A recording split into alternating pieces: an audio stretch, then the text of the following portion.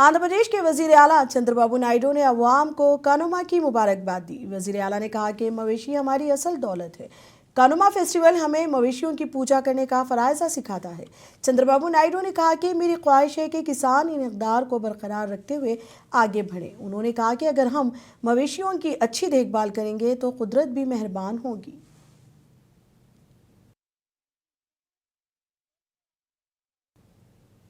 आंध्र प्रदेश के गुंटूर शहर अंजुमन इस्लामिया की ज़मीन के तहफ़्फ़ुज़ की मुहिम जारी है। गुंटूर शहर में वाक़ई इकबाल मस्जिद ओल्ड बस स्टैंड के अहाते में आज बड़ा मुज़ाहरा मुनज़्ज़म किया गया। वक्फ अराज़ी मल्टीनेशनल कंपनियों को अलॉट करने के खिलाफ बड़े पैमाने पर एहतजाज दर्ज कराया गया। ये धरना मुस्लिम मुत्तहिदा महाज की क़यादत में मुनक़्क़िद हुआ। शुरका ने कहा कि वो वक्फ ज़मीन को मल्टीनेशनल कंपनियों के हवाले करने की मुतवज़्ज़ा कार्रवाई की शदीद मुखालिफत करते हैं। गुंटूर ज़िले के मंगलगिरी असम्बली हल्के के तहत चिनाका कानी कस्बे में वाक़ तकरीबन 70 एकड़ और 50 गुंटा ज़मीन मल्टीनेशनल कंपनियों को देने के मंसूबे पर सरकारी इंतज़ामिया के काम जारी है। ऐसे में मुकामी मुसलमान हुकूमत के मंसूबे के खिलाफ सरापा एहतजाज बने हुए हैं। इस एहतजाज में हज़ारों अफराद ने शिरकत की।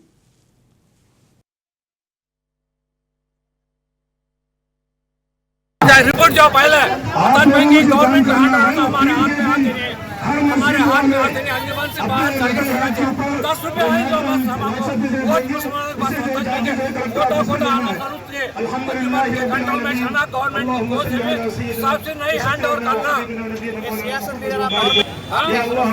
सियासत लीडर के बात नहीं हमें अंजुमन फिक्र लेकर जितने अहमियत के साथ लोग आगे खड़े हैं या अल्लाह या तेरी जमीन की मोहब्बत में तेरी मोहब्बत करके खड़े हैं या अल्लाह के खड़े होने को कबूल फरमा। उस जमीन की हिफाजत फरमा या अल्लाह हम सब की मग़फ़िरत फरमा या अल्लाह। तमिलनाडु असेंबली इंतखाबात से कबल एनडीए 23 जनवरी को एनडीए का एक जलसा होने वाला है और अवामी इजलास के लिए लगाया गया एक बैनर तमिलनाडु के सियासी हलकों में मसनूआ बहस बना हुआ है। बैनर में टीटीवी दिनाकरन की तस्वीर नुमाया तौर पर शामिल है। इजलास में वज़ीर आज़म नरेंद्र मोदी की शिरकत मुतवक्के है। बैनर पर दिनाकरन की तस्वीर की मौजूदगी को इस बात का मजबूत इशारा समझा जा रहा है कि उनकी पार्टी एएमएमके एक बार फिर एनडीए का हिस्सा बन गई है। एएमएमके ने गुज़िश्ता बरस नेशनल डेमोक्रेटिक अलायंस से अलहदगी का ऐलान किया था।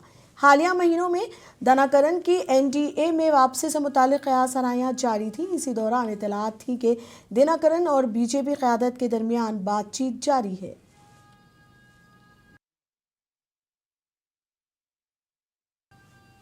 अदूनी के ईदगाह कब्रिस्तान और गुदुशाह कब्रिस्तान में गुज़िश्ता 20 दिनों से मुसलसल सफाई का काम जारी है। कब्रिस्तान कमेटी के मुताबिक इस मुहिम का मकसद कब्रों को साफ सुथरा रखना और कब्रिस्तान के माहौल को बेहतर बनाना है। ईदगाह कब्रिस्तान कमेटी के रुकन हसन अशरफी ने अवाम से अपील की है कि हर मुसलमान की ये जिम्मेदारी है कि वो अपने ख़ानदान के अफराद के कब्रों की सफाई का ख़ास ख्याल रखे। उन्होंने बताया कि सफाई के लिए 18 अफराद को काम पर रखा गया है, जिनकी योमिया मजदूरी फी कस 600 रुपये कमेटी को अदा करना पड़ रहा है। कमेटी ने अदूनी के अवाम से गुजारिश की है कि ज़्यादा से ज़्यादा ईदगाह कब्रिस्तान के लिए चंदा दें और अपने बुजुर्गों के इसाले सवाब के लिए भी अतियात दें ताकि सफाई का ये काम बाकायदगी से जारी रखा जा सके।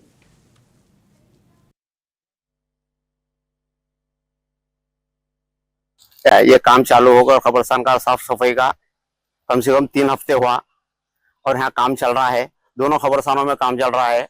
वो कब्रिस्तान में 8 आदमी है, ये कब्रिस्तान में 10 आदमी है। रोज 18 आदमी काम कर रहे हैं और एक आदमी का मजूरी 600 रुपये है क्या। और आपसे गुजारिश है कि ज़्यादा से ज़्यादा चंदा दो, हमें खिदमत करने का मौका मिलता। हमला साफ सफाई के वास्ते मुजरियाँ गिजरियाँ बहुत महंगी हो रही हैं। ये गुदुशाह कब्रिस्तान और ईदगाह कब्रिस्तान दोनों कब्रिस्तानों में काम चल रहा और ये साफ सफाई होने के बाद अपने अपने खबरों में गरज डाल लो। ये काटी वेस्ट वो झाड़ा गिड़ा नहीं उड़ते। और मैं यही गुजारिश करता हूँ आपसे, आप भी देखभाल करो जैसा हमें कर रहे हैं और ज्यादा से ज्यादा चंदा दो और चंदे कितना दिए उतना साफ सफाई का काम ज्यादा। चेन्नई इंटरनेशनल बुक फेयर का इफ्तिताह कर्नाटक के वजीर तालीम मधु बंगारप्पा ने किया। इस मौके पर डीएमके रहनुमा और रुकन पार्लियामेंट कनिमोझी और तमिलनाडु के वजीर तालीम अंबुल महेश ने भी मौजूद थे। इफ्तिताई तकरीब से खिताब करते हुए तमिलनाडु के वजीर तालीम ने कहा कि तमिल अवाम हिंदुस्तानी और गैर मुल्की ज़ुबानें सीखने में दिलचस्पी रखते हैं, लेकिन किसी एक मखसूस ज़ुबान को ज़बरदस्ती नाफिज किए जाने के खिलाफ है। DMK रुकन पार्लियामेंट कनी मोजी ने कहा कि तमिल मुसन्निफीन को अपनी किताबें शाये करने के लिए यहाँ आलमी प्लेटफॉर्म मिलता देखकर उन्हें खुशी हो रही है और इससे तमिल अदब को बैनुल अक़वामी शनाख्त हासिल हो रही है। फ्रांस के कौंसिल जनरल रोलान ने कहा कि फ्रांसी ज़ुबान से तमिल में तर्जुमे की गई किताबों के लिए तमिलनाडु एक अहम मंडी है और आइंदा मज़ीद तमिल किताबों के फ्रांसी ज़ुबान में तर्जुमों की भी तवक्को है।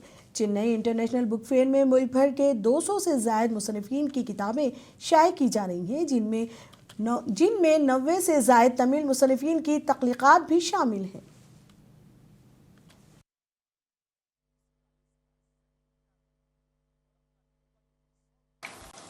I'd like to start with thanking the Education Minister and the Chief Minister of Tamil Nadu, because every time as a writer, when you visit a book fair, and I've been to the Frankfurt Book Fair also as a writer, and every time I was there, you always have a pain in your heart when you come back.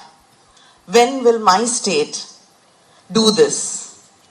When will so many publishers come to my state, my city? When will so many writers come to my state, my city? When will I see the books of my writers from my state in these book fairs? You see names from all over the world. But I do respect and celebrate many of our writers. There's one such celebrated writer over here, Mr. Imayam.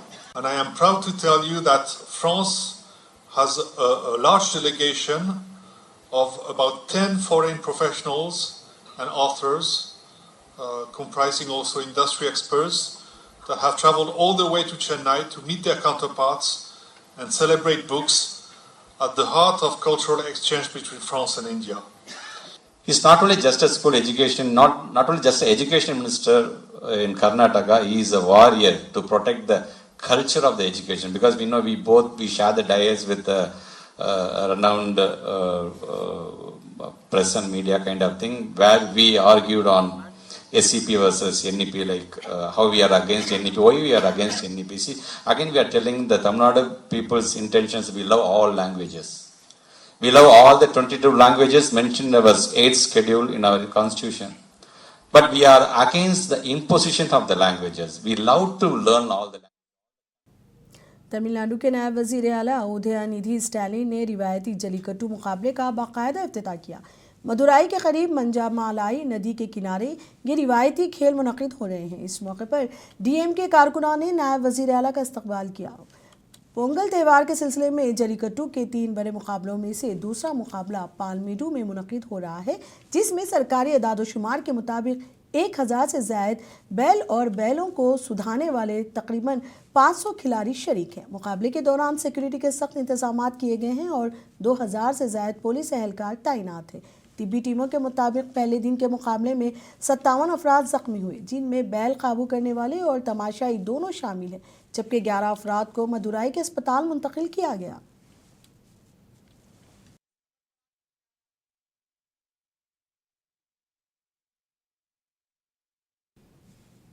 Telangana के वजीर आला रेवंत रेड्डी ने आदिलाबाद जिले में एक आबपाशी मंसूबे की शुरुआत की।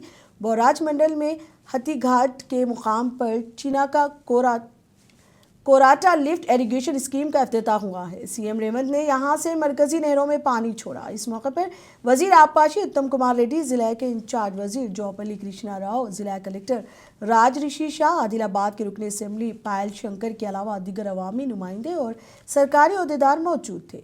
तकरीब से खिताब करते हुए वजीर आला ने कहा कि चना का कोराटा लिफ्ट इरिगेशन स्कीम से जिला के खेतों को आबपाशी की सहूलत मिलेगी और किसान अपनी मेहनत से ज़राई पैदावार में इजाफा करेंगे।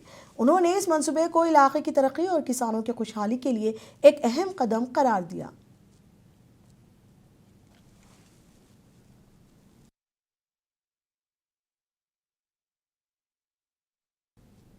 आज आदिलाबाद में वजीर आला रेवंत रेड्डी के दौरे से कबल ही जिले के BRS कायदीन को हिरासत में ले लिया गया।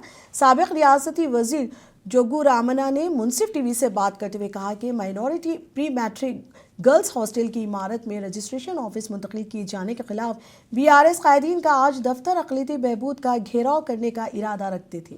ताहम पुलिस ने बीआरएस कायदीन को पहले ही किसी को घरों में नजरबंद कर दिया और कुछ को हिरासत में लेकर पुलिस स्टेशन मुंतकिल कर दिया गया।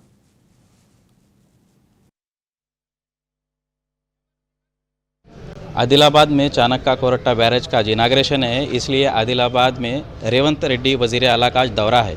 इस दौरे के पेश नज़र आदिलाबाद के जो अपोजिशन लीडर्स है इन लोगों को आज महरूज कर दिया गया, उनके ही घरों में उनको नज़रबंद कर दिया गया और पुलिस का भारी पहरा लगा दिया। आज इसी से मुतालिक बातचीत करने के लिए मेरे साथ साबिक़ रियासती वज़ीर जोगू रामना साहब मौजूद है। हम उनसे बात करते हैं कि दरअसल क्या वजह है जिसकी वजह से आज इनको महरूज कर दिया गया। साहब, आज रेवंत रेड्डी साहब चीफ मिनिस्टर का दौरा है और इस दौरे के मौके पर सुबह से ही आप लोगों को यहाँ पर हाउस में अरेस्ट कर लिया गया, तो इस पर क्या वजह थी, आप लोग क्या करना चाह रहे थे? सुबह से नहीं, कल रात में 11:30 बजे मेरे को हाउस अरेस्ट करे। उसके लिए तो मैं ये सरकार का जो तरीका है वो तरीका को पूरा मैं खंडना कर रहा हूँ। क्यों बोले तो मैं रेवंत रेड्डी से 2 दिन से सवाल ये कर रहा हूँ, भाई तुम चनाका कोटा प्रोजेक्ट के पास आके बटन दबा के चले जाने वाले हैं। वजह क्या है? बटन दबाए तो काश्तकार का खेत में एक बूंद भी पानी नहीं आता। जो हमारा सरकार के पीरियड में आखिरी तक हम जो काम करें, जो बैरेज हो दो, जो पंप हाउस हो दो, जो मेन केनाल हो दो और उसका डिस्ट्रीब्यूटर्स हो दो, वो पूरा हमारा सरकार में काम ओके है। हम लगभग 1200 करोड़ रुपए का काम करके रखे। बाद में हमारा गवर्नमेंट गया, 2 साल हो गया। रेवंत रेड्डी साहब, तुम्हारा सरकार का एक नया पैसा अभी तक आया भी नहीं, खर्च करा भी नहीं, तुम रिलीज भी नहीं करे एक नया पैसा। फिर तुम आके अभी बटन दबाए तो पानी खेत में आने का भी नहीं है। फिर इसका मकसद क्या है? तुम आके बटन दबा के जा गए तो ये फिर काश्तकारों को धोखा दे रहे ना। हमारा सवाल ये है, तुम जवाब बोलो इसको। पहले तुम तेलंगाना के वजीर आला रेवंत रेड्डी निर्मल जिला में जलसे से खिताब कर रहे हैं। आइए आपको सीधे वहीं लिए चलते हैं। ఎన్నడన్నా వండి మీరన్న తిన్నరా? మన సంటి పిల్లకన్నా పెట్టినమా? కానీ ఇవాళ ఈ ప్రభుత్వం వచ్చిన తర్వాత, ఉత్తమ్ కుమార్ రెడ్డి గారి బాధ్యతలు చేపట్టిన తర్వాత ఇవాళ సన్న బియ్యం ఇస్తే ప్రతి తల్లి సన్న బియ్యం తెచ్చి అదే వండి వాళ్ళు తినడమే కాదు, సంటి పిల్లలకి ఇవాళ బుక్కెడు బువ్వ పెడుతుండ్రంటే సన్న బియ్యం ఈ ప్రభుత్వం ఇచ్చిన మాట వాస్తవం కాదా? ఇలా ఉండడానికి కట్టుకోవడానికి పేదవాడికి ఇల్లు వచ్చిందంటే ఇల్లు కట్టుకోవడానికి 5 లక్షల రూపాయలు ఉచితంగా మీకు ఇచ్చిన మాట వాస్తవం కాదా అని చెప్పి నేను ఈ రోజు మిమ్మల్ని అడుగుతున్నా. ఇవాళ రైతులను అడుగుతున్న, ఆదిలాబాద్ జిల్లా అంటే రైతులు ఈ ప్రాంతం. ఇవాళ సన్న వడ్లు పండించిన వాళ్ళకు 500 రూపాయల బోనస్ ఉత్తమ్ కుమార్ రెడ్డి గారు మీ ఖాతాలో వేపిస్తున్నాడా లేదా మీరు ఒక్కసారి ఆలోచన చేయండి. ఇవాళ పేదలకు, ప్రతి పేదవాడి ఇంటికి భూమి ఉన్నోడికి వ్యవసాయానికి ఉచిత కరెంట్ ఉంది, కానీ భూమి లేని నిరుపేద ఇంటి బిల్లు కడుతున్నాడు. మరి ఇవాళ మీ అందరికీ 200 యూనిట్ల వరకు 50 లక్షల కుటుంబాలకు 50 లక్షల ఇళ్లకు ఉచితంగా కరెంటు మీ ఇంటికి వస్తుందా లేదా? మీరు ఇంటికి వెళ్ళి లైట్ వేసినప్పుడు ఒక్కసారి ఆలోచన చెయ్యండి.